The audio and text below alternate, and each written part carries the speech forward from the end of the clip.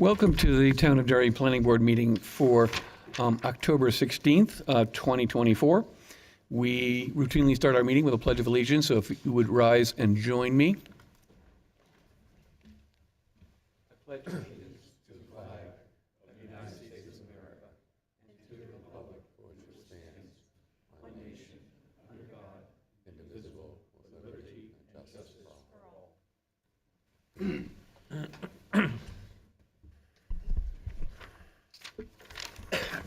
In terms of administrative issues, if there is an alarm activation and you need to evacuate the building, the exit is the double door you came in at the rear of the room, and the exit to my right and to your left will be operable in that case. However, the elevators will not be operable, and so if you need the elevator for evacuation, wait for first responders to come and assist you. Please mute your audible devices at this time. I will also indicate that the Planning Board continues to voluntarily offer remote participation. If any member of the Planning Board is participating remotely, all votes shall be by roll call. For those who wish to attend the meeting remotely, you may use a computer or smartphone. You visit www.zoom.us. You enter a meeting ID of 754-663-912. You can also come in by phone for audio only. Several phone numbers. One of them is 646-558-8656. And the meeting ID is the same, 754-663-912. If you are having technical difficulties, please call 603-845-5585, and that'll ring the phone in the corner, and someone please grab that. When you're connected on a phone, you may issue a *9 to request to be recognized, and once you are recognized, issue *6 to unmute yourself. At this point, I will introduce the staff and members who are present this evening. Ms. Robideau, our Planning Director. Good evening. Ms. Carvalho, who is out in cyberspace, who is our clerk, recording our notes, so I will try to enunciate all the movers and seconders and decisions clearly. Mr. Chase, who is our Town Administrator Representative. Good evening. Member Mr. Healy. Good evening. Vice Chairman Mr. O'Connor. Good evening, all.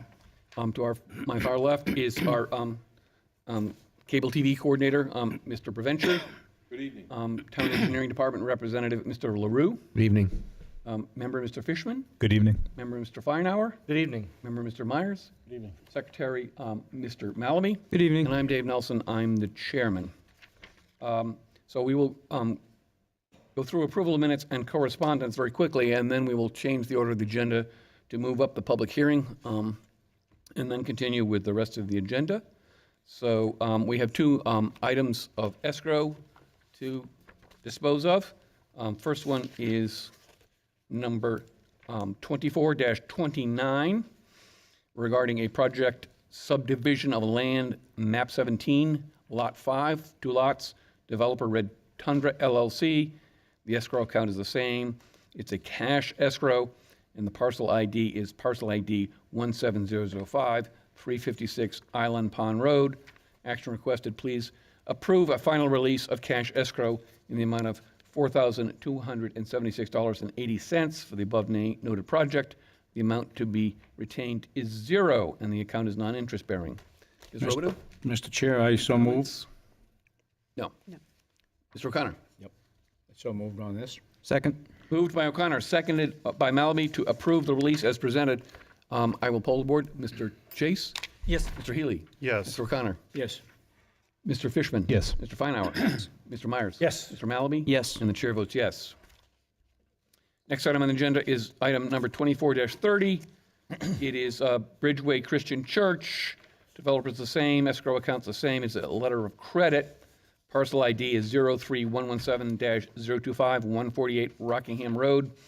Action requested, please approve a final release of the letter of credit number 49719-1 drawn on Enterprise Bank in the amount of $7,387.20 for the above noted project. The amount to retain is zero. And I so move. Second. No questions. Moved by O'Connor, seconded by Malamy to approve as presented. I will poll the board. Mr. Chase? Yes. Mr. Healy? Yes. Mr. O'Connor? Yes. Mr. Fishman? Yes. Mr. Feinauer? Yes. Mr. Myers? Yes. Malamy? Yes. And the chair votes yes. So that takes us to correspondence, and there is none. So, Mr. Chair, the minutes of, to be approved, October the 2nd, 2024. If there's no adjustments or request of corrections, then I so move. Second. Okay, hearing no errors or omissions, moved by O'Connor, seconded by Malamy to approve the minutes as written. Anyone, so everyone in favor say aye. Aye. Any opposed, nay? Any abstentions? I abstained because I wasn't here. Mr. Myers and Mr. Chase abstain. Everyone else votes in favor. Okay, so we are now coming up to the public hearing for Arjun Pijetri. I will pronounce that wrong, and I apologize in advance. Parcel ID is 06040-005 39 Mill Road. It's for an acceptance and review amended subdivision plan and waiver request. So, at this point, shall we have a motion to open the public hearing? Do you want a quick staff report? Oh, yeah, where's our, It should be the very last thing in your Anyway. packet. can we have a motion to accept jurisdiction? I move to accept jurisdiction of the revised subdivision plan before the board for Adrian Petri, Pietri. P- Pietri. PID 06040-002 39 Mill Road. Second. It's been moved by O'Connor, seconded by Malamy to accept jurisdiction. I will poll the board. Mr. Chase? Yes. Mr. Healy? Yes. Mr. O'Connor? Yes. Mr. Fishman? Yes. Mr. Feinauer? Yes. Mr. Myers? Yes. Mr. Malamy? Yes. And the chair votes yes. We don't have to worry about regional impact for a lot line adjustment or revision of subdivision, do we? You do not. Okay. So now can we open the public hearing? Mr. Chair, I move to open up the public hearing. Second. Moved by O'Connor, seconded by Malamy to open the public hearing. All those in favor say aye. Aye. Any opposed, nay. Public hearing is open. Okay, so what I'm asking over here, I'm putting a house on the middle So road. if you can get closer to the microphone so we get you for the Sorry, recording. it's my first time that I'm doing this, and I don't know the rules quite well, but thank you for choosing me over here. I am putting a house, my name it is Ardian Pietri anyway, and I just purchased this piece of property in 39 Mill Road, which I am starting to work over there.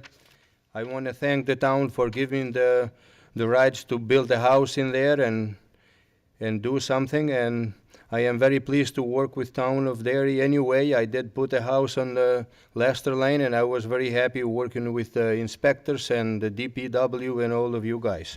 So on this piece of property over here on the Mill Road, just because of the wetlands a little bit in there is kind of muddy and all of that, I thought if I can remove the utilities just only for the electricity so I can put above ground and remove it under the ground. That's all I'm asking for. If it is doable, from you guys, I really want to thank everyone. If not, then I'll take my, All right, so for members of the board and members of the public, we're basically reopening a previously approved application to amend it, and primarily to amend it by approving a waiver. Is that correct, Ms. Rhoda? Yes. That is correct. Okay. So maybe, can you give us an indication of what the justifying hardship is for the waiver? Yeah, well, I spoke with Eversource, and they were pretty good with me, so they came over there, they make the plans where the electric poles is gonna go and all of that one, so all I am just asking for that, that's all I. And do we have a written waiver in the package? Yes, we do. Yes. I believe it was it's with the application packet itself, Can you as find opposed to attached to the staff report. I guess I'm going to ask someone to just, Mr. Connor, would you read the waiver request for the record, please? I can do it. So he's requesting a waiver from Article 5, Section 17031A to allow overhead utilities where the regulations require underground utilities. Okay. So are there any comments or questions from members of the public on this waiver request? Hearing none. Any comments or questions from members of the board? The only comment I would make is that if we had to go underground, we would be disturbing a lot of the prime wetlands that are there versus then putting the pole up there, going from one point to another point, which would be a lot easier and less disruptive to the soils in that area. Okay. Any other comments? Questions? Can we have a motion to close the public hearing? So moved. Second. Moved by O'Connor, seconded by Malaby to close the public hearing. All those in favor say aye. Aye. Any opposed, nay? The public hearing is closed. On the matter of the waivers, what is the board's pleasure? Mr. Chair, move to grant a waiver from LDCR Section 170-31A to allow overhead utilities where underground utilities are required. After review of the waiver request, the board finds that the specific circumstances relative to the plan or conditions of the land in such plan indicate that the waiver will be properly carried out in the spirit and intent of the regulations. Second. So moved by O'Connor, seconded by Malaby to grant the waiver as presented. Any discussion? If not, I will poll the board. Mr. Chase? Yes. Mr. Healy? Yes. Mr. O'Connor? Yes. Mr. Fishman? Yes. Mr. Feinauer? Yes. Mr. Myers? Yes. Mr. Malaby? Yes. Chair votes yes. And on the findings of fact? Mr. Chair, the board finds that the granting of the waiver does not alter existing conditions which would affect access to the lots, ensuring the health, safety, and welfare of the neighborhood remains unchanged as a resulting of the granting of the waiver. Second. Moved by O'Connor, seconded by Ms. Malaby to make these findings of fact. I'll poll the board. Mr. Chase? Yes. Mr. Healy? Yes. Mr. O'Connor? Yes. Mr. Fishman? Yes. Mr. Feinauer? Yes. Mr. Yes. Myers? And Mr. Malaby? Yes. And the chair votes yes. And on the approval of the amended subdivision. Mr. Chair, after review of the deliberation of the amended subdivision application for PID 06040-002 39 Mill Road for Ardian Pietri. Pietri. The board finds the applicant has satisfied the general requirements of the applicable, the land development control regulations, or in cases where the regulation cannot be met, has satisfied the waiver requirements. Therefore, the motion is to approve pursuant to RSA 676:4, Roman numeral 3, expedited review with the following conditions. Subject to on-site inspection by the town engineer. Note approved waiver on the plan. Obtain written approval from the planning director's designee that the GIS disk is received and is operable and it complies with the LDCR Section 170-24C, and the conditions precedent shall be met within 6 months. Second. So moved by O'Connor, seconded by Malaby to grant approval as read. Any questions? Not, I'll poll the board. Mr. Chase? Yes. Mr. Healy? Yes. Mr. O'Connor? Yes. Mr. Fishman? Yes. Mr. Feinauer? Yes. Mr. Myers? Yes. Mr. Malaby? Yes. And the chair votes yes. Thank you very much for coming. Thank you very much for accepting that. Good luck. I look forward to work again. Thank you. Yanni, have a nice evening. So now we will move on to our other business agenda. First item is discussion of a project of regional impact for PPE Casino Resorts, New Hampshire, LLC, 1 Mall Road, Salem, New Hampshire. Rhoda, would you please walk us through this? So RSA 3654-58 provides guidance to planning boards and municipalities when a proposal or a proposed development is deemed to have potential regional impact. The Town of Salem Planning Board deemed a change in use for over 150,000 square feet of charitable gaming facility to have regional impact. As such, the town has been notified and we've been afforded status as an abutter to the project. We've been invited to provide comment to the Salem Planning Board. You have information, as much information as I have, you have in your packets. Pursuant to the RSA, we're invited to comment. The town itself is the governing, the town itself is the abutter, but Planning Board is invited to have comment. When I spoke with the Salem Town Planner, he said the anticipated traffic volumes from the north are anticipated to be about 30% of the total project, with the remaining 70% coming from the south. I would note that state law requires the casino to donate 35% of its profits to New Hampshire-based charities. The town of Derry does not anticipate negative impacts on our town infrastructure or road networks given the location of the proposed facility. It's not anticipated that additional traffic to Derry will be generated by this project, although their patrons will likely pass through Derry. There will not be a noticeable draw on our water resources, and the town of Salem in any event would be paying a wheeling fee for that water. This project will not have an effect on our school system or our aquifers, and those are kind of our regional impact pointers. The town of Derry would be interested to see if there's plans to have the casino fund any anticipated societal cost resulting from a casino, such as gambling addiction. And any such fund should be available on a regional basis, and users of the facility should not be restricted just to Salem residents. The town would also be interested in seeing Derry-based charities included on their charitable funding list. At this time, I would invite the Planning Board to provide comment on any perceived regional impacts. And I will be in contact with Jake LaFontaine, the Salem planner, to share those concerns. And as the project moves forward, I'll be monitoring the project and providing updates to both the Planning Board and the Town Council. Okay, thank you very much. Thank you. We'll start with questions from the board. Does anyone have questions or comments on this proposed project and its potential regional impact that gets shared by Derry?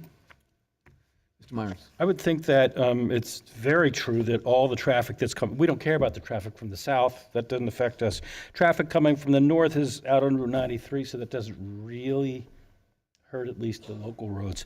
And I really like paragraph where our planner suggests that any such fund should be on a regional basis, but also not restricted to Salem residents. So I'm hoping that that can be pushed, that the town would also be interested in seeing Derry-based charities included. So if there's anything else you could do to assure that, I think that'd be a fantastic idea. Do my best.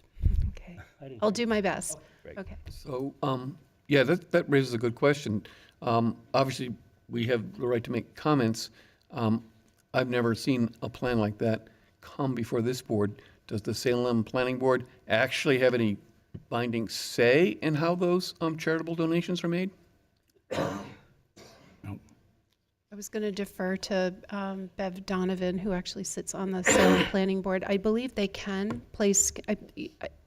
This is it is a large project, does have regional impact, and I think that they can take that under consideration. If the town of Derry had a project of that size, I think that would be something that we, you as a planning board would discuss with the applicant and maybe place that. The state assigns, my understanding is the state itself assigns where the funds go, but I think they can suggest a list of charities.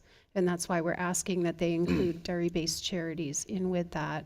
Mrs. Donovan could probably speak to that a little bit better than I could. Okay, so that sounds like an excellent suggestion, Mr. Myers. Do we have a list of charities we would like to propose? I don't off the top of my head, but I'm sure that we have very well-deserved groups in this town. We can work on that. All right, so let's try to figure that out. Mr. O'Connor, you had a question? Yes, I just want to bring a couple of points up here. As the former head of Marion Garish Community Center, we were into charitable gaming. So we ran charitable gaming here in Derry for many years and still exist. The other thing I want to bring up is the fact that it's very ironic that we finally got gaming going on in Salem. Both Senator D'Alessandro and myself co-sponsored a bill to put, before we tore down Rockingham Park, to make that a huge casino area. So after 10 years, we finally have got a smaller version of what we initially did. And part of the gaming program was that the effect of the size of what they're doing, it does affect the Salem, the Wyndham, and Derry. And in our bill, we had proposed at least 10% of the gaming funds would come to support the police activity that would be needed, along with any addictive issues that may need to be put on there as far as, dealing with those that have gaming problems and repeats. So I'm all in favor of this here.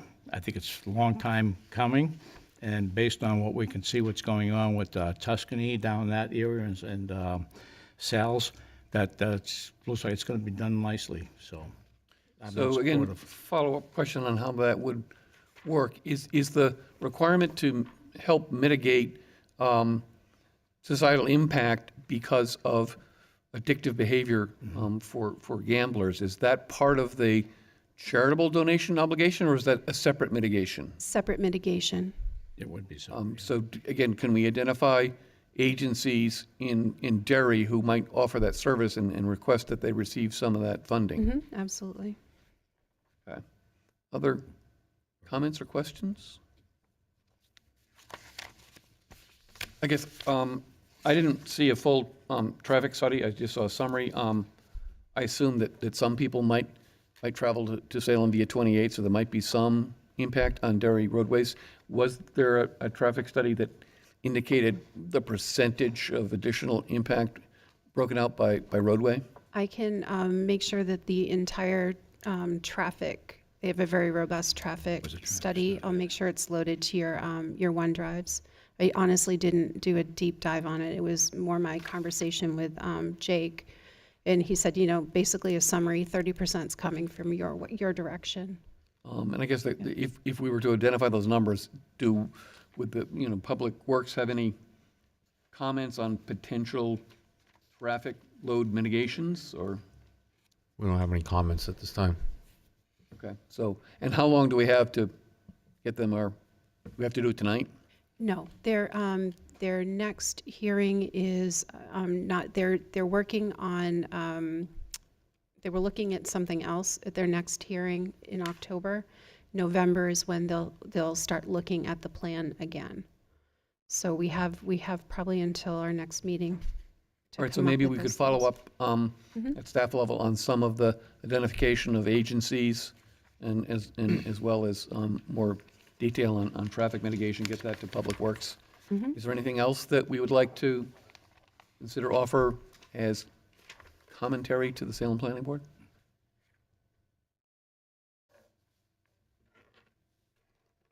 No?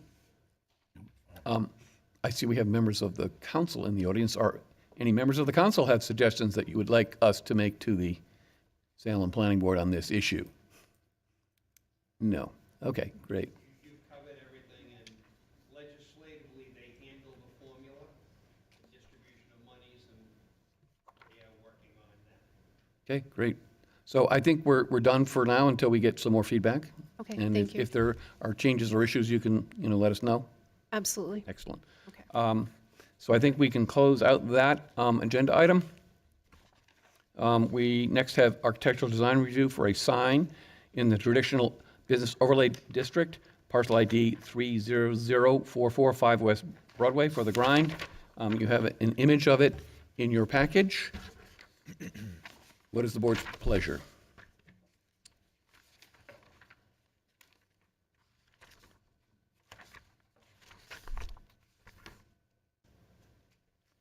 Seeing no comments, then I'm going to recommend that the board approve the sign as presented to us. Second. Moved by O'Connor, seconded by Malaby to approve the sign as presented. I will poll the board. Mr. Chase? Yes. Mr. Healy? Yes. Mr. O'Connor? Yes. Mr. Fishman? Yes. Mr. Feinauer? Yes. Mr. Myers? Yes. Mr. Malaby? Yes. And the chair votes yes. Next, we have a voluntary merger application for parcel ID 25105 and 25118, 5 Silver Street and 3.5 Woodland Street. Would you please review that for us, Ms. Robidoux? Sure. So RSA 674-39A allows a landowner who owns 2 or more contiguous lots of land to apply for a merger of the 2 lots. We don't need to provide public notice. In instances where there's no mortgage on the lots, the approval does not create a violation of current ordinances or regulations. The request must be approved. The merged lots may not be separately transferred afterward without formal subdivision approval. This particular owner acquired the back lot via a town auction for land that had been previously tax deeded to the town. The lots are in the MDR zone, which require 1 acre and 125 feet of frontage. The frontage is not changing with this application, but the lot area will increase to 0.92 acres. There's no mortgage on the lots, as evidenced by the affidavit. A merger of these 2 lots will not violate existing regulations or ordinances and will in fact make the resulting lot more conforming, and I would recommend approval. All right, bear with me because I'm squinting at the small plot plan on the back page here.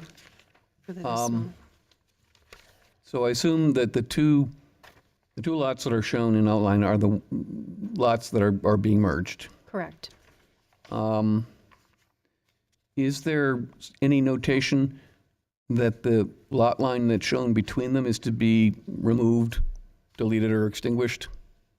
There is not. What would happen is the notice of merger would be recorded at the registry, and then a new deed would be created. So This is a there's boundary new survey. deeds, but no plat. Correct. Okay, thank you. Any other questions on this one? I guess I just have one quick question. Besides the affidavit, do we verify that there is no mortgage, or we just go with the notarized affidavit? And if there is a mortgage, is there any impact after the fact? If we do merge it and we find out there is a mortgage? There were deeds stating that they were owned free and clear. So that is part of the, we have those documents. So, yeah, but my understanding is if there's a mortgagor, they have some say in whether the lot is merged or not, correct? We do. There's another form to be signed. So the actual mortgage holder would need to give permission to the property owner for this merger to take place. So like they would have to go to their bank or the lender and actually get an affidavit from them. And we have, I guess, Mr. Healy's question is, do we have sufficient proof that that is the case? Yes. Okay. Any other questions on this matter? Mr. Chairman, seeing none come forward, then I move to approve pursuant to RSA 674:39-A, the voluntary merger, excuse me, of PID 25105, 5 Silver Street, and PID 25118, 3.5 Woodland Street. Parcel 25118 will be deleted, and parcel 25105 will be retained. I so moved. Second. It's been moved by Mr. O'Connor and seconded by Mr. Malaby to approve the voluntary merger as presented. I will poll the board. Mr. Chase? Yes. Mr. Healy? Yes. Mr. O'Connor? Yes. Mr. Fishman? Yes. Mr. Feinauer? Yes. Mr. Myers? Yes. Mr. Malaby? Yes. And the chair votes yes. Okay, next item on our agenda is the concept of discussion for a mixed-use development, parcel ID 30026-001, 30037, and 30038, 5 Abbott Court, 3 Central Court, and 1 Central Court, Town of Derry, represented by T.F. Moran. And we are being handed a package, which we will accept into the record. Do you have any prefacing comments, Ms. Robidoux? You all have my staff report. I would like to say that the town has been working on this project for a long time. the town has a memorandum of understanding with Lansing Melbourne Group, and they're working collaboratively toward a vision for Abbott Court. There were variances granted in December of 2021. In your packet, you have a list of all the regulations in the TBOD, dimensional regulations, plus you have a list of all the variances that were granted. Today, the proposal before the board is a 5-story building on the existing parking lot with 125 residential units and approximately 300 parking spaces, which would be used by the residents and the general public in the parking garage. An additional 10 surface parking spaces are proposed. Access is primarily through Sawyer Court with one-way access from Abbott Court. At the time of formal submission to the board, the applicant will request the applicable waivers. So tonight we have our representatives from LMG, and we also have Bob Duval from DF Moran. Well, all right, welcome, gentlemen. I didn't make the meeting last night because I had election training, but I did watch the instant replay just before this meeting. And I did note that you said you were going to do some little tweaking in the 24 hours in between. And so as you review the slides and information with us, perhaps if there's something that has changed since last night's presentation, you would flag that for us. But at this point, I invite you to present your project. Great. Thank you, Mr. Chair. Members of the board, we appreciate your time. My name is Andrew Holton. I'm with the Lansing Melbourne Group, and we've been working with the town for several years, trying to sort of bring this mixed-use project to fruition. With me is Bob Duval from TF Moran, who is serving both as civil engineer and structural engineer for the project. This is a conceptual program that we're presenting to you. We're still very much in the design phase, but we wanted to introduce ourselves and the project knowing that it has received a fair bit of public attention over the last couple of years, give you a sense of how it has evolved over that time, and then offer sort of a preview for what we hope to more formally propose to you in the coming months. And candidly, to provide the opportunity for you to give us feedback in a proactive way so we can make sure that what we bring to you formally is as close to what you're looking for as possible. So this project has been evolving. The original concept that we brought to the town and spoke with the council about several years ago was a different program. It was one where there was a structured parking podium over top of which there were multifamily units and a little bit of commercial retail that was sort of facing the rail trail. We tried very hard to sort of make that an affordable project, both from the parking point of view for the town, but also then to sort of support the mixed-use component.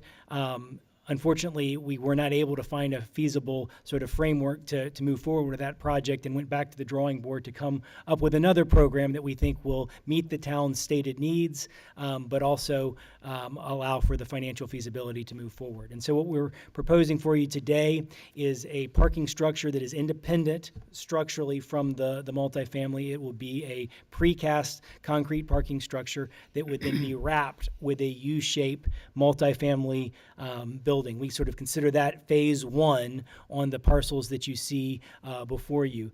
The unit count on the multifamily right now is approximately 125, and to the chair's point, there was some recalculating relative to what the variance would allow us for the number of studio units, and so the number of square feet sort of devoted towards multifamily is the same as what we presented last night, but the unit count will be a little bit lower on the studio side than what the architects originally drew. So we're down to the 22% sort of maximum studio count that that I think is allowed under the variance, and then the remainder will be 1 bedrooms and two bedrooms. So we would guesstimate that the rough unit count split would be 22% studios, roughly 60% 1 bedrooms, and the balance would be 2 bedrooms. So these are smaller units. The average sort of studio size is sort of in the 550 square foot range. A 1 bedroom in our model tends to be about 675 square feet, and a 2 bedroom is sort of in the 800 to 900 square foot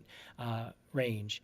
We tend to design smaller units so that we can keep the price point affordable and then rely heavily on the downtown amenities to provide those third spaces for residents to sort of enjoy. And we've understood that to be a focal point for the town, trying to bring more bodies downtown in a sort of 24-hour-a-day access point to both help patronize the businesses, but also to then sort of bring more residents downtown.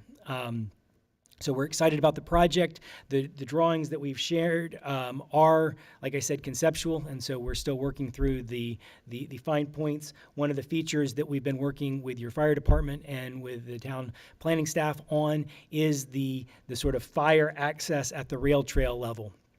And one of the things that frankly has slowed the project over the last 6 or 7 months has been making sure that we have the proper sort of fire access coverage. So great, what we're showing on the screen now is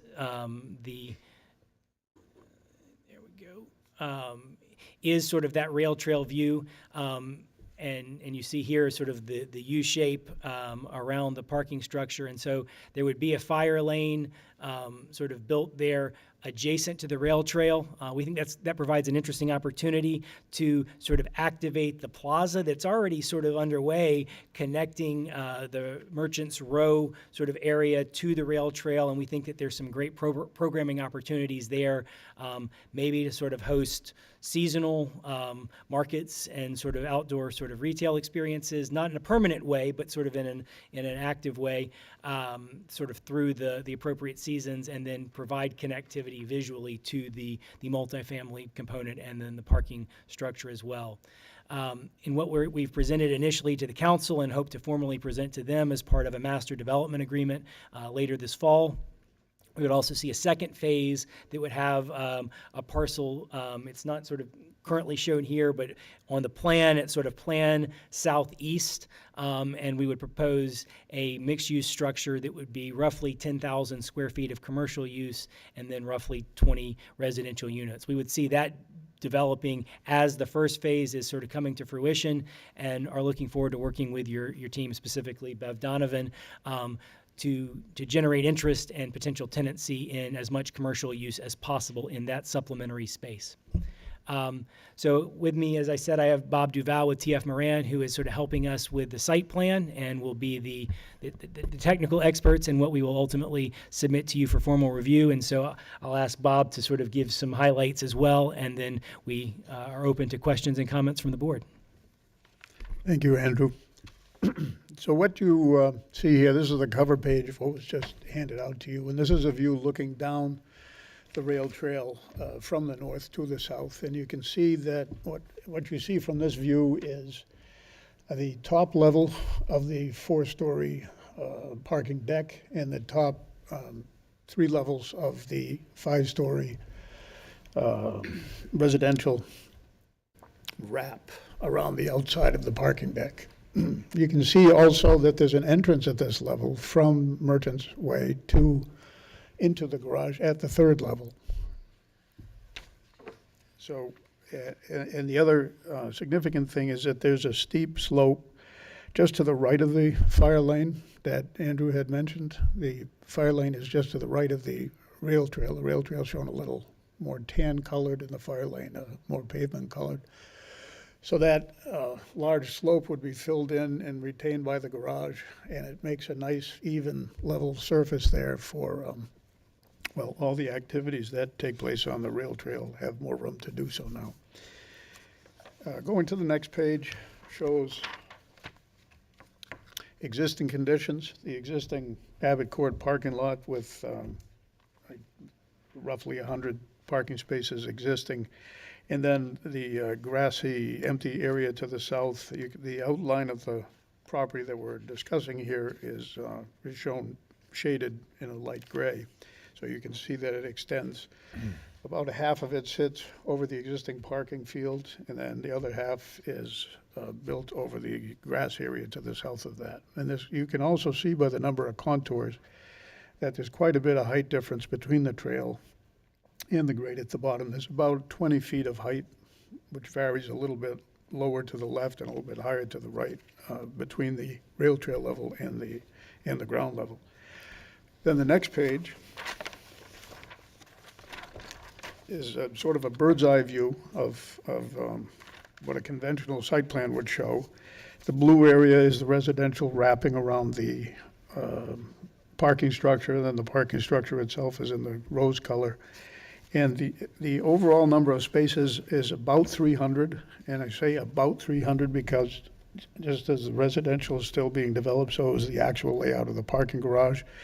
And small differences in location, in size and width and length are going to change those numbers, but they're going to be pretty close to the numbers that Andrew presented. And that is roughly 125 units, 22% studios, 6% two bedrooms, and the balance, 70% or so, one-bedroom units. The parking demand for that per zoning ordinance would be either number of bedrooms, one per bedroom, or no less than 1.5 per unit. And at 1.5 per unit, that would be 188 required spaces.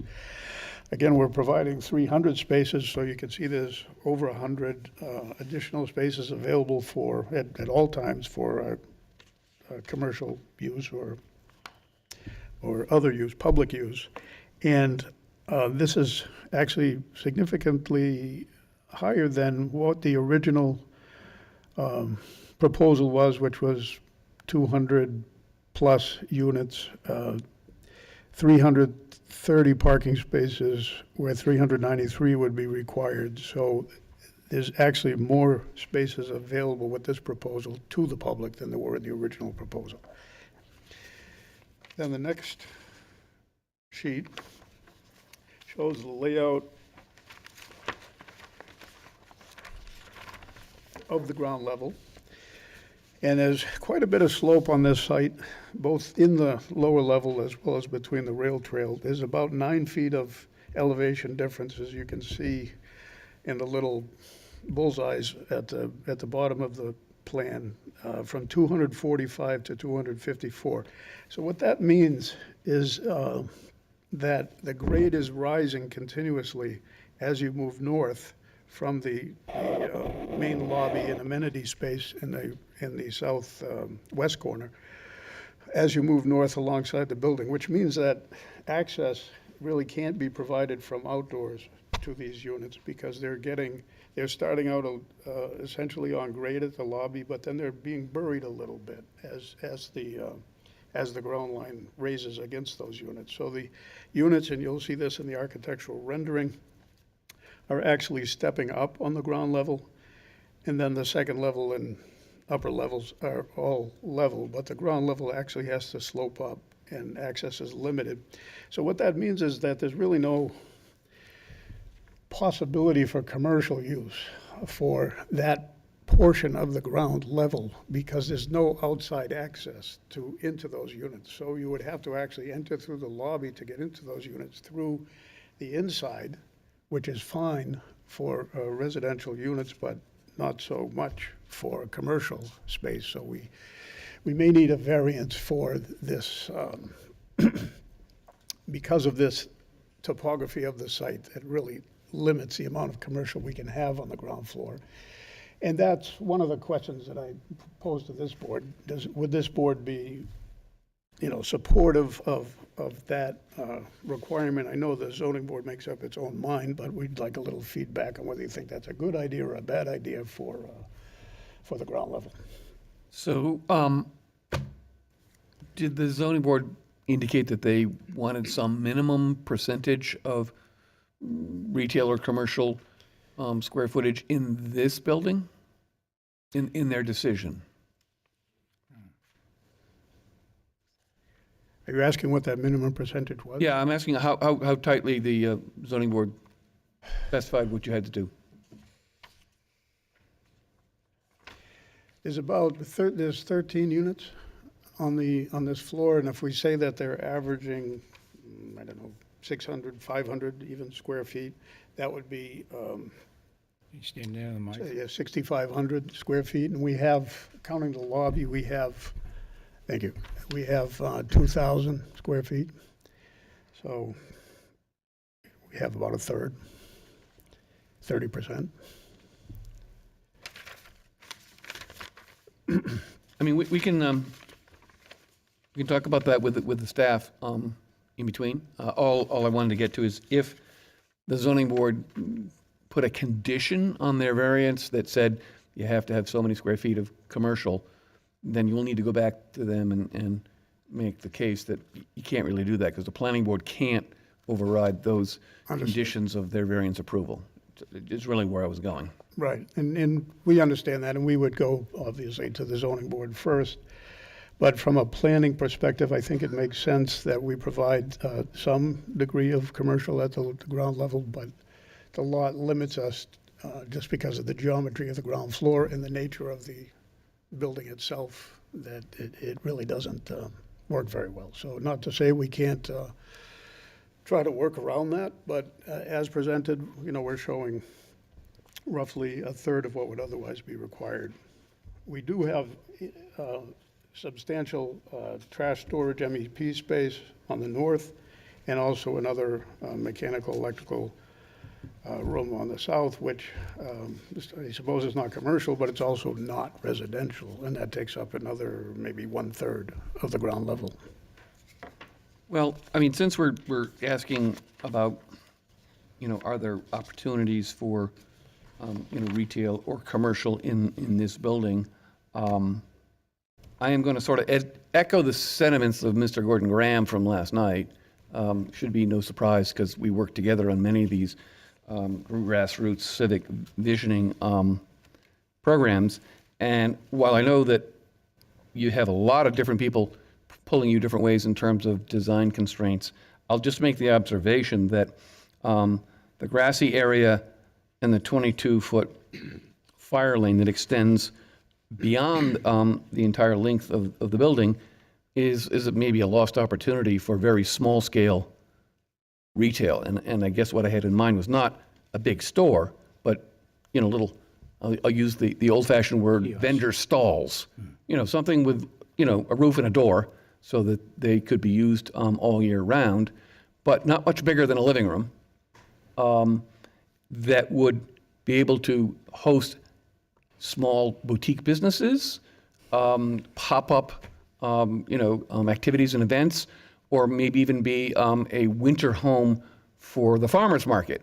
And so I guess if we can address the issues of the fire and police department in terms of needing that extensive fire lane all along the building, putting a sort of freestanding single-story row of vendor stalls between the outside wall of the garage structure and however far they would need to go out would solve two problems. One, it would solve the community visioning interest of having interesting things to do along that section of the rail trail, and it would also give a home for businesses that maybe can't afford a full-size retail space, and it would make things more interesting there. So that's a comment. I don't know what kind of technical difficulties would be there. I mean, certainly we're not talking about a large structure, small structures, maybe even on a slab in that area, that would be weatherized so that it could be used all year round. So that's my suggestion for you guys to think about, rather than worrying about trying to put retail or commercial on the opposite side of that building away from the rail trail and the grades there. Maybe you could maybe there's an opportunity to put some small vendor stalls up at the rail trail grade. Just my thought. No, we appreciate the suggestion. We had a follow-up conversation last night as well, and we will speak with our design team following this meeting and see what we can come up with.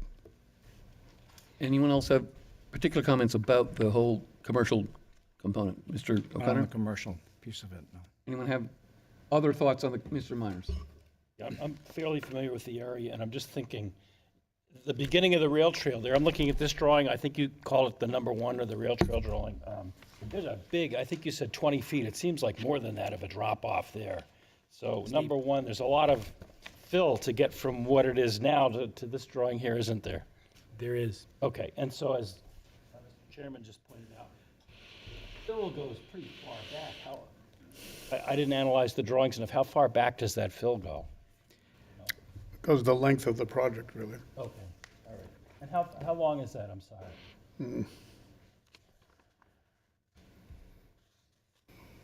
That's okay.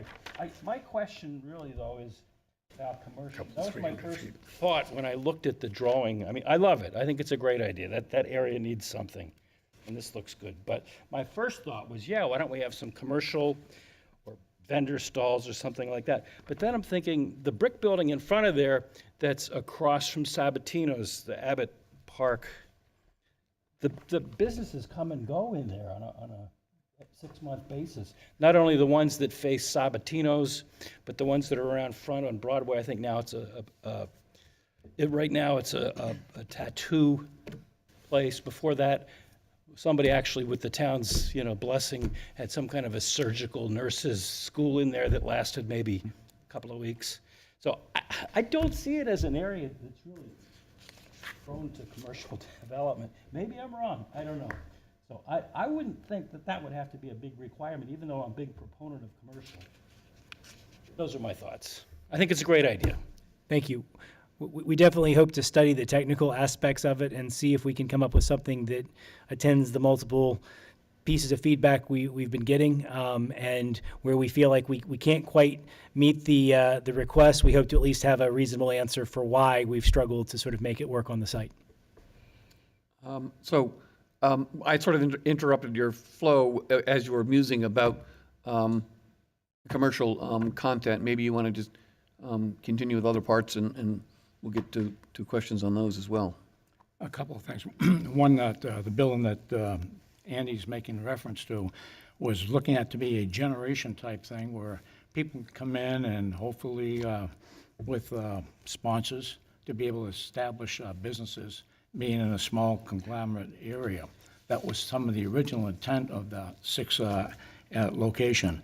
But a couple of questions I want to clarify, and I want to make sure that we're protected as far as the town of Derry goes. In the court hearings, and I've gone through all the documents, that some statements were made during the hearings there, even though the judge was in favor of the response for the town of Derry, is the concern with regarding that what type of marketing value are these apartments going to be? Housing, family, and some documents were stated that it will not be family friendly at all. And again, it is recorded as in the document, but I want to make sure that doesn't get out there, because by stating that comment, then that's going to impact us under the federal housing. And that is 42 USC 3601, along with New Hampshire RSA 354A:8. So I'll get that on the record to make sure that we're not committing that we will accept anybody that applies for an apartment on there and not be restrictive to children. Absolutely not. It was in the original document during one of the hearings. I understand, and I'm sure it Wanna was, make sure we're it was clear. taken from a comment I made, but with due respect to the judge at the time, I think it was slightly taken out of context. And I think there was a question about, we were having a discussion about whether there was going to be a significant impact on the school system. And we were sort of making the point that typically, because we use a smaller square footage and sort of unit size in these sort of projects, these infill projects, that they don't tend to attract families. We have absolutely no discriminatory intent. We understand fair housing laws, and we support any tenant who, comes to our door. These are market rate make sure units and we're on beyond record that, for but that. absolutely, And Mr. the other O'Connor, we question understand. that leads into what the chairman was talking about, when we went back and you had the 5 variances approved by the zoning board, has anything, I guess the question would be, has anything changed from what the zoning board approved then as compared to what you're doing now? So if not, then No, none of the variances are, let's say, transgressed by this concept. We may need one more for the lack of, or for the presence of residential units on the ground floor, but all of the existing variances have been respected. All right, so do you have other elements you'd like to make us aware of? We did Yes, sort of interrupt your presentation. No, sir, we appreciated your comment. We definitely invited it, so thank you. Yeah, I just want to continue to sort of page turn and show or go over what shows on each page so you have a good flavor of this. Can you go to, I think, the third or fourth page here? Owen, or I guess I can. Maybe. Oh, while we're flipping and looking for pages, I noticed that I think I read there was a waiver for the change of size of parking spaces. Yes, sir. Again, a suggestion, as someone who owns cars that have wide doors, rather than simply shrinking all of the spaces to make them all fit, I know a lot of public parking structures have spaces labeled compact car only. And I'm just calling that to your attention, whether having a mixture of compact car spaces, which are probably prevalent for folks today, and some others that would handle, more full-size cars, and so you won't have tenants dinging each other's doors. Just a thought process that maybe you could look into. Absolutely. We'll definitely do that. And I want to make very clear that the programming of the parking garage will be under the full direction of the town. And so ultimately, if the goal of the town is to maximize spaces, we will stripe it accordingly. If the goal is to sort of create a variety of different size spaces, we will do that. And, this is from beginning to end the town's parking facility, and our job is to sort of build it and make it available for the public long term. So we will yield to the town's guidance on that. And you do bring up a good point, which is the 300 space or parking count is based on 8.5-foot wide spaces, rather than the 9 foot that would be typically required in a parking lot. It's not at all uncommon for parking structures to have tighter parking spaces just because of the cost per square foot of the garage, of course. And also you have to preserve clearance around columns and posts and walls and sorts of things. So that does make the 8.5 square foot more common in a parking garage. You have a comment, Mr.? Yeah, one more comment on that, if you don't mind, Mr. Chair, is that the under our master plan, we have Derry as a destiny location, and hopefully bringing people up from Boston visiting. Once that building's built, then all the restaurants will benefit from that. One of the thoughts is any consideration given about establishing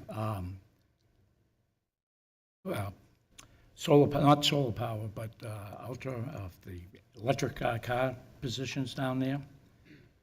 Because right now, the state of New Hampshire is releasing funds, excuse me, that can come out and help build these other type of, charging stations. Absolutely. In recent projects we've done in public-private partnerships with other towns and cities, we have typically worked with the public partner to sort of assess a couple of different options around EV stations. I think we would recommend having a base number, and we usually lead to an electrical consultant as to what's market right now and what are they seeing in structures. But we really recommend that we go ahead and run conduit and have the infrastructure to support more if and when EVs become more prevalent and it becomes a more widely used form of transportation. And so our recommendation would be to have a base level day one within the ability to grow and add additional stalls as the demand increases. And so we recommend that. We definitely, in a recent parking consultation in Manchester, we looked at both New Hampshire sort of best practices, but also look down to Massachusetts and look what Massachusetts was encouraging and in some cases requiring in parking deck. And we sort of gave them the information on both and then asked their guidance for what they were looking for in Manchester. So we would expect to do the same here in Derry. And again, that would be an area where we would yield completely to the town's guidance as to what made sense from a cost-benefit analysis point of view. But yes, absolutely. We would anticipate there would be from day one. You mentioned solar. I don't know if you had wanted that. I will tell you, we've done the math on solar on another deck. Specifically, in Manchester, they were interested to explore whether or not it was possible to have kind of a solar roof to cover the top layer, both as a protection from snow on that top layer, but also then to provide power to the deck. It ended up being prohibitively costly, I think, for what they were concerning, and so we're no longer exploring it. But that's something we'd be happy to fit out here and sort of share with the town in case it was something that was a priority in Derry. I think it was about, do you remember, I feel it was maybe $4 million of additional cost for that deck to sort of provide a solar array on that top level, and they just didn't feel like that the benefit justified that cost. But we'd be happy to talk to the town and understand that and can price that as necessary.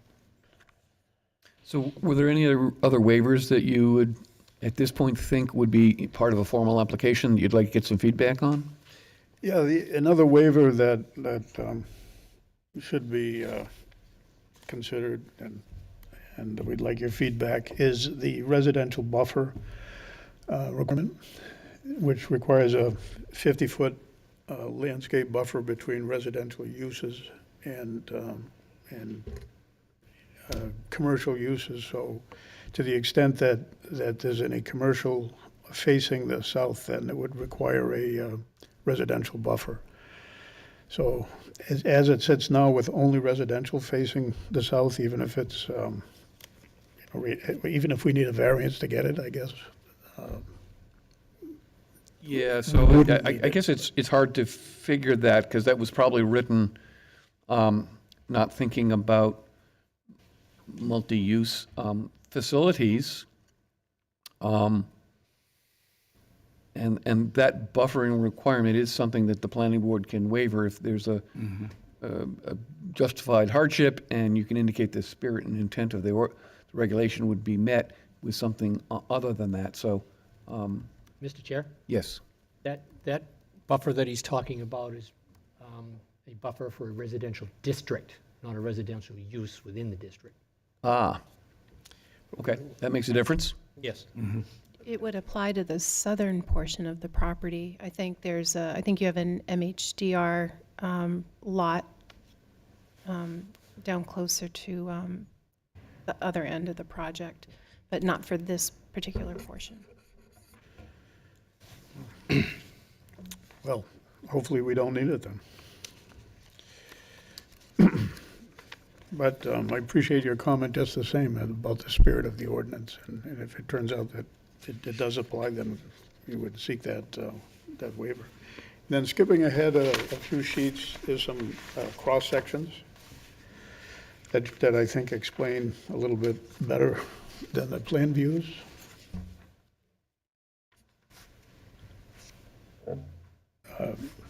Owen, could we skip ahead a few?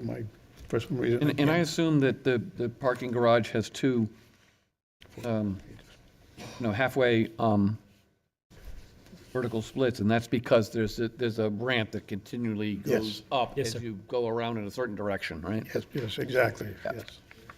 Thank you for pointing that out. Right there. So this is a cross-section through the garage. It shows there's 4 levels, and the reason for the height difference between the left and the right is exactly because of that ramp. One side is level, the other side climbs or descends.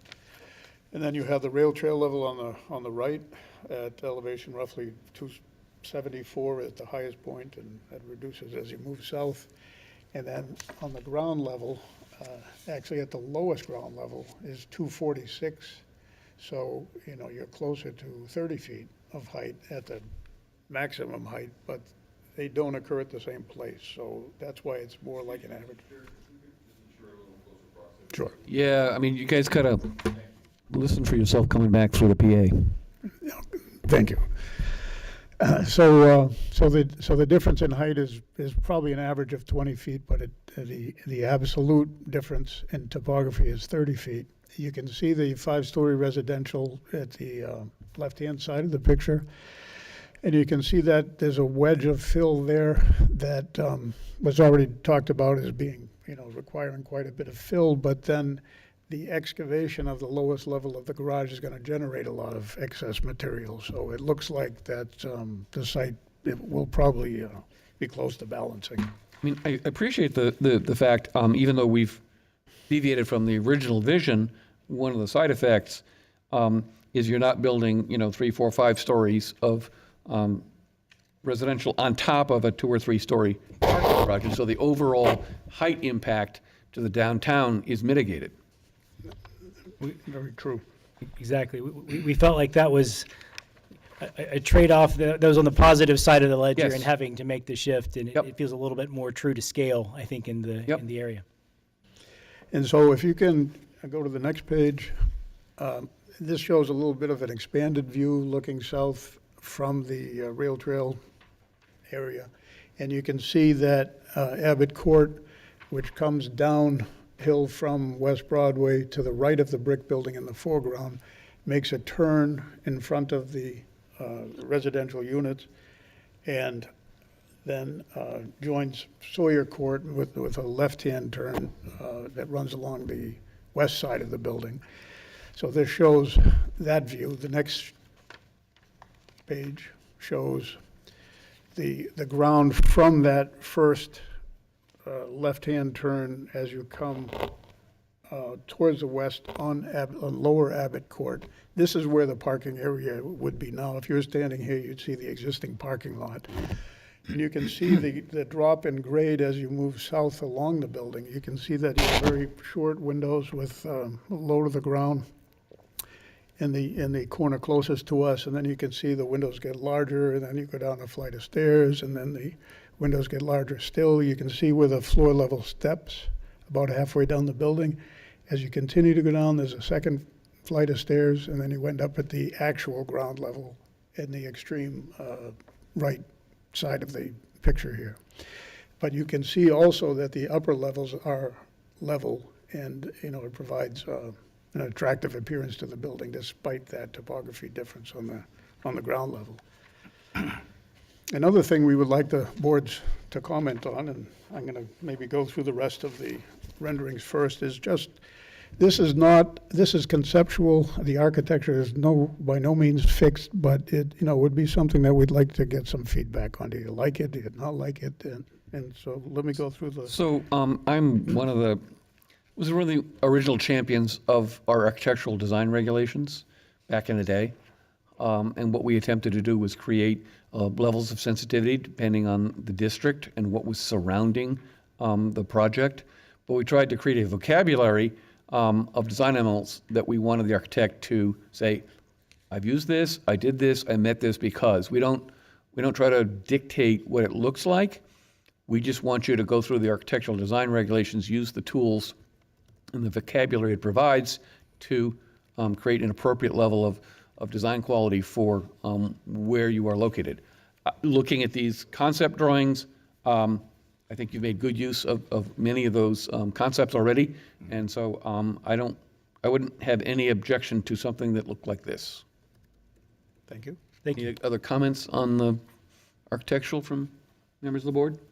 Yeah, I would concur with you, Mr. Chair, because don't want anything that looks like something that the Russians built that will just, cement walls here and there. Can we say that? So, John? yeah. Know that we can. Okay.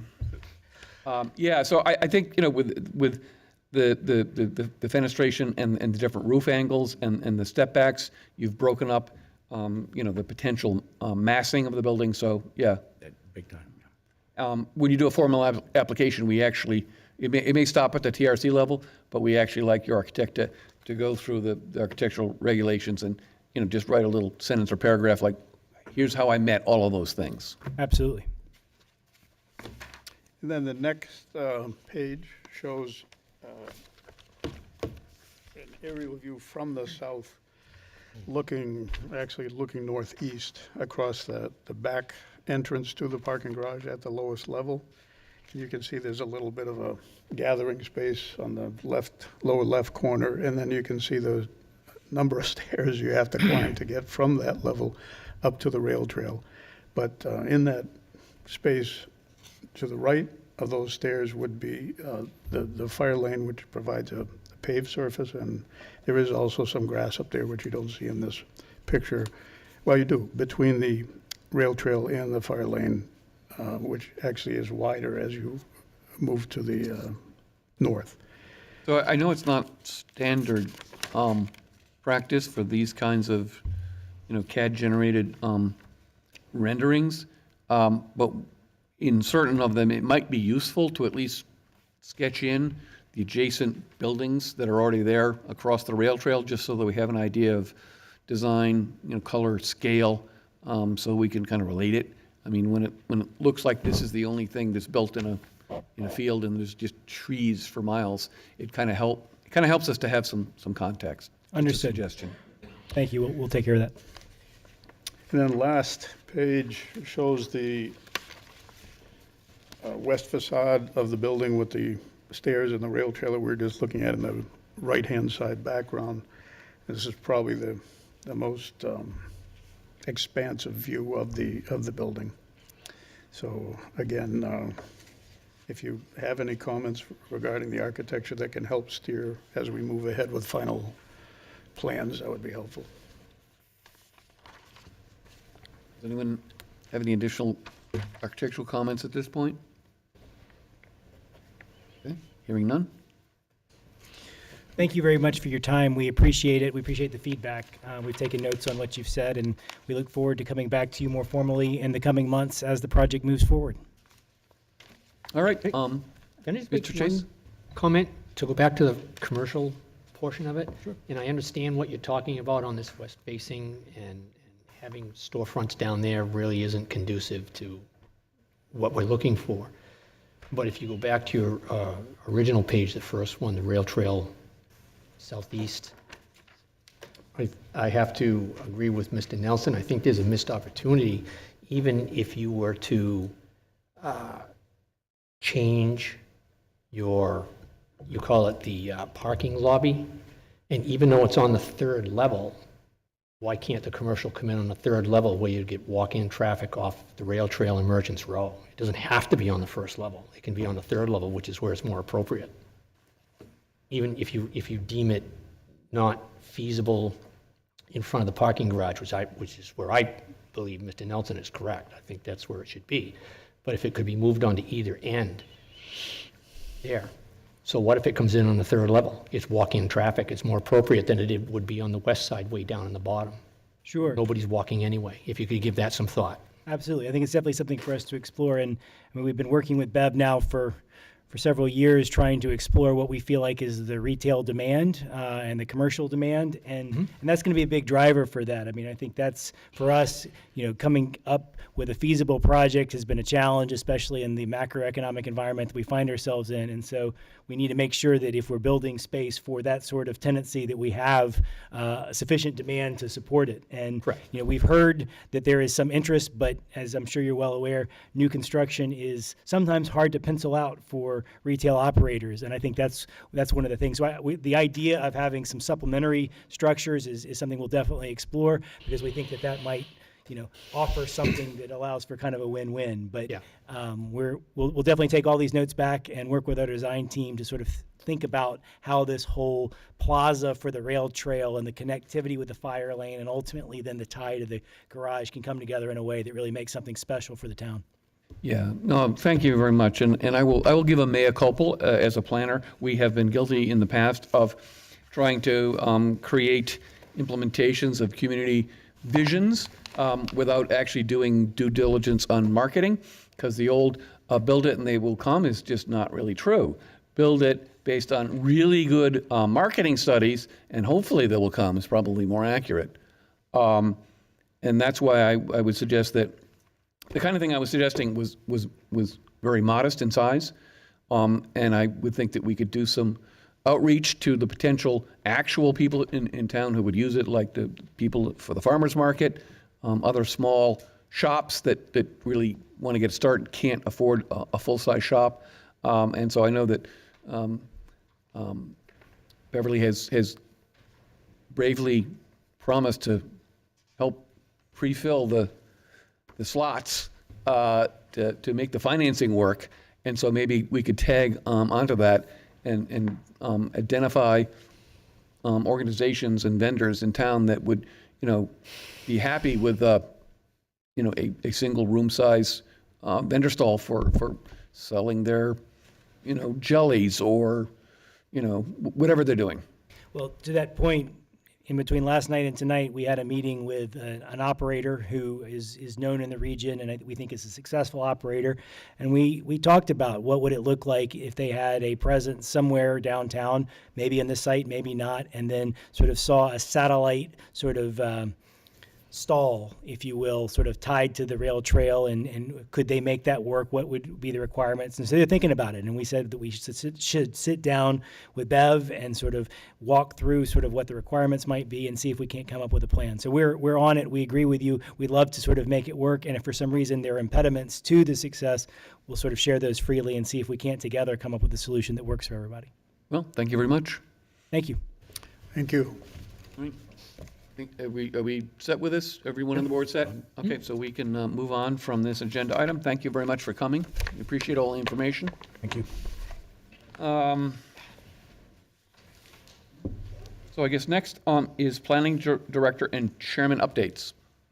Ms. Robidoux, do you have something to share? I have a couple of things. So the zoning committee met yesterday. Was it yesterday? Feels like a week ago. We met yesterday. So we outlined preliminarily a boundary for the Gateway District, gathering more information for them. We're going to create a like a story map that will be available, like as the project, for lack of a better word, continues. We'll continue to update all of that and keep you updated as well. For the next meeting, I did want to check in with you. We have between 9 and 10 zoning updates resulting from those legislative changes. The normal procedure is to bring them to the board first as correspondence, and then we go to workshop. You've seen the legislation. I think we've seen the legislation. It was highlighted in memos from the BEA.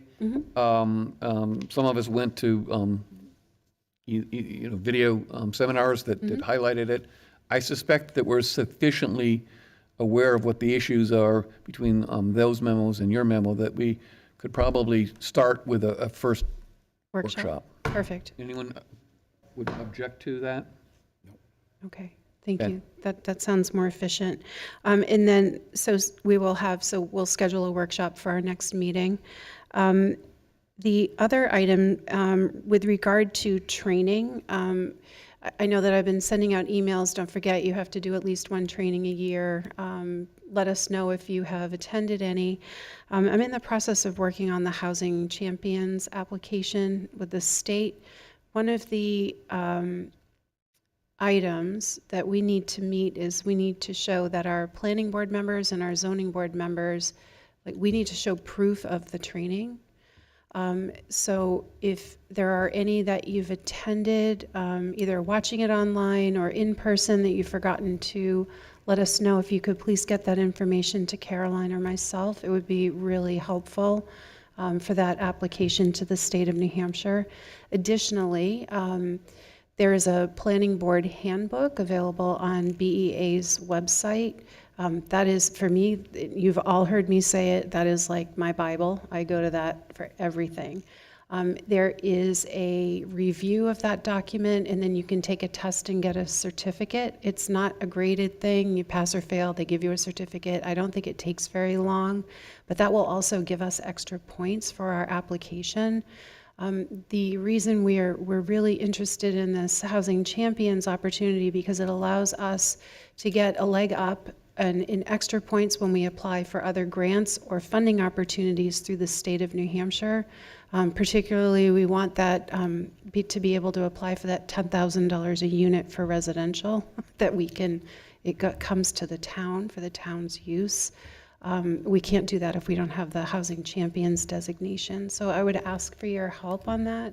If you wouldn't mind taking a moment to go and look at that, maybe take that and, take that test and just get that back to me. I'd really appreciate it. Well, yeah, that sounds like a good idea, especially if it gives us access to grants and other forms of assistance. Well, we could get, if the zoning board and the planning board, the majority of the members, including alternates, do the test, it gives us a lot of extra points. We need 80 points to be eligible for this opportunity, and that is a decent chunk of it. So, I would encourage everyone to look into that. thank you. And I will probably do it myself as soon as the election is over. Absolutely. Okay, one final item for me. At town council last night, town council moved Brittany's expiration date to 2027 as an alternate, and Tom Mazzi, who is in the audience tonight, was appointed as an alternate to our board with an expiration date of next March. So he'll be getting sworn in and joining the board as an alternate for our next meeting. Okay, excellent. Thank you. And I think we still have one vacant alternate position, right? So I would be remiss if I didn't make a plug for that. But I thank our new to be sworn in alternate for coming forward. All right, board member comments. Yeah, just a quick question for Liz. So the planning handbook and that online study guide and test, do you have a suspense date on that?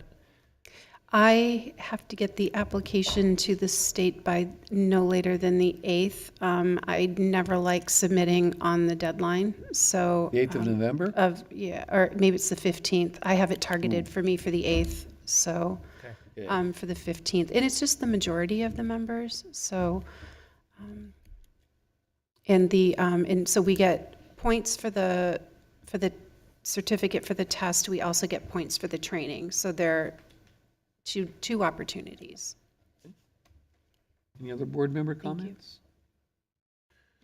comments? I would also be remiss wearing my town moderator hat, as if I did not remind everyone, we have an election coming up on November 5th.